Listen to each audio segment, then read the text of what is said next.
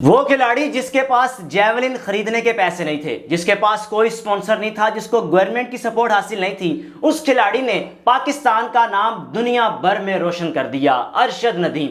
लेकिन दूसरी जानिब नीरज चोपड़ा जो कि भारत का खिलाड़ी था, सिल्वर मेडल हासिल करने में कामयाब हुआ। उसकी मां ने एक ऐसा बयान दिया जिस बयान को सुनने के बाद मैं ये कह सकता हूं कि अगर हुकूमतें माओ के हवाले कर दी जाएं तो यकीन जानिए दुनिया भर में कभी भी कोई जंग ना हो। नीरज चोपड़ा की मां सिरोज देवी ने कहा कि कोई बात नहीं, इसमें क्या हुआ, अरशद नदीम अगर गोल्ड मेडल जीत गया तो वो भी मेरा ही बेटा है, वो हमारा ही बेटा है। हमारे पास सिल्वर मेडल आया, इसका मतलब हमारे पास गोल्ड मेडल आया। इस मां ने ऐसा बयान देकर कमाल कर दिया, सब माओं का सर फख्र से बुलंद कर दिया कि माएँ वाकई माएँ होती हैं। माएँ कभी भी नहीं देखती कि मेरा बेटा हार गया या उसका बेटा जीत गया, ऐसा कुछ भी नहीं। माओं के लिए सब बेटे बराबर होते हैं। अब जनाब अली अरशद नदीम ने ओलंपिक की हिस्ट्री का 118 साल का एक रिकॉर्ड कायम कर दिया।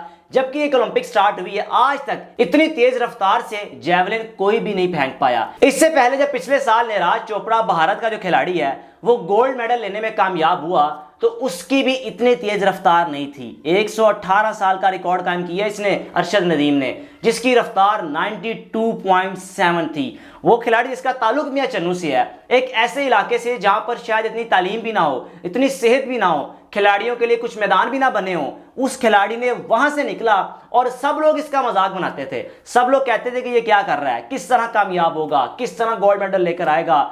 पाकिस्तान की हिस्ट्री में पिछले 32 साल से पाकिस्तान कोई मेडल नहीं जीता था। इस नौजवान ने गोल्ड मेडल जीतकर वो तारीख रकम कर दी कि मेरे ख्याल में शायद आने वाले कई साल भी इस नौजवान का कोई रिकॉर्ड नहीं तोड़ पाएगा। लेकिन अगर अरशद नदीम की वालदा की बात की जाए, जब नीरज चोपड़ा जीता था पिछले साल गोल्ड मेडल, तो अरशद नदीम की वालदा ने कहा कि मुझे खुशी हुई कि नीरज चोपड़ा अगर जीता वो भी मेरा ही बेटा है। यानी कि दोनों मुल्कों से, दोनों सरजमीन से माओ के बयानात ने बता दिया कि अगर ये दीवारें ना हो, ये बॉर्डर ना हो, तो इन दोनों मुल्कों में लोग एक दूसरे से कितना प्यार करते हैं। अरशद नदीम के लिए इस वक्त पाकिस्तान में इनामात की बरसात की जा रही है।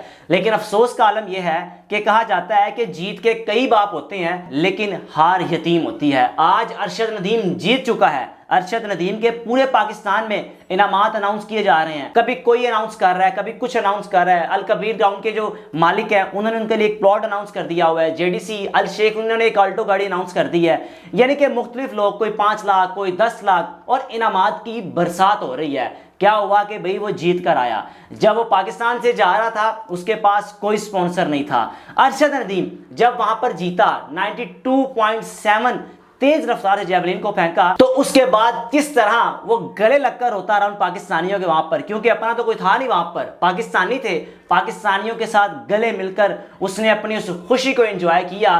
पाकिस्तान जो कि एक अरसा दराज से पाकिस्तान में एक अजीब सी सूरत हाल फैली हुई है। इस अजीब सी सूरत हाल में अगर हमें कोई खुशी का मौका मिला तो अरशद नदीम ने दिया कि ऐसा रिकॉर्ड कायम कर दिया, इतनी तेज रफ्तार से जेवलिन फेंका कि पाकिस्तान तो क्या भारत में मुकीम लोग भी अरशद नदीम की तारीफ किए बिना नहीं रह पाए। मैं समझता हूं कि यह पाकिस्तान का वाहिद एथलीट होगा जिसको भारत में भी उतनी इज्जत मिल रही है जितनी पाकिस्तान में मिल रही है।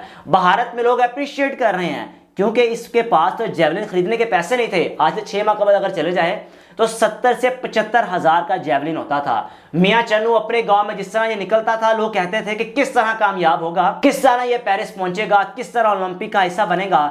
लेकिन इस नौजवान ने लगन, हिम्मत, जुर्रत, इस्तकामत की एक ऐसी मिसाल कायम कर दी कि आप इससे सीख सकते हैं कि अगर आपके पास हिम्मत है, जज्बा है, लगन है, मकसद आप कोई भी हासिल कर सकते हैं। मकसद आपको कभी भी हासिल करने में आपको नाकामी नहीं होगी। अरशद नदीम पाकिस्तान पहुंचेगा, इसका भरपूर इस्तकबाल किया जाएगा। नीरज चोपड़ा जो कि सिल्वर मेडल हासिल करने में कामयाब हुए हैं, उनकी जो रफ्तार थी 89.7 थी और अरशद नदीम की 92.7, यानी कि 1 पॉइंट, 2 पॉइंट नहीं बल्कि 3 पॉइंट से जायद अरशद नदीम ने उस जेवलिन को फेंका और रिकॉर्ड कायम करके पूरी दुनिया को हैरान परेशान कर दिया कि पाकिस्तान में कैसा कैसा टैलेंट छुपा हुआ है। पाकिस्तान में बेशुमार टैलेंट है। अगर इस टैलेंट को पॉलिश किया जाए, इस टैलेंट को सपोर्ट किया जाए, इस टैलेंट को फाइनेंशियली आगे लेकर आया जाए, तो मैं समझता हूं कि पाकिस्तान में ऐसे बेशुमार हीरे छुपे हुए हैं। लेकिन बदकिस्मती से पाकिस्तान में ऐसे एथलीट्स को, ऐसे खिलाड़ियों को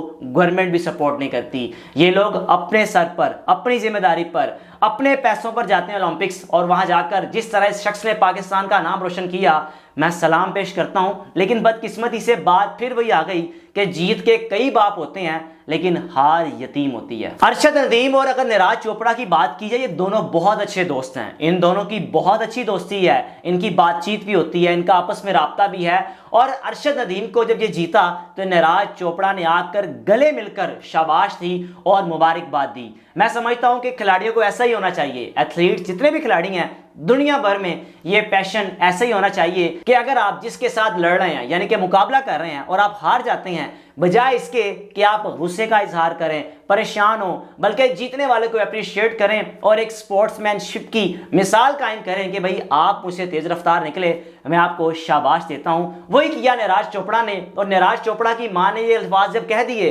कि कोई बात नहीं, वो भी हमारा बेटा है, वो जीत गया तो समझो हम जीत गए, इन अल्फाज ने पूरे पाकिस्तानियों के बल्कि दुनिया भर में मौजूद माओं के दिल खुश कर दिए, माओं का सर फख्र से बुलंद कर दिया।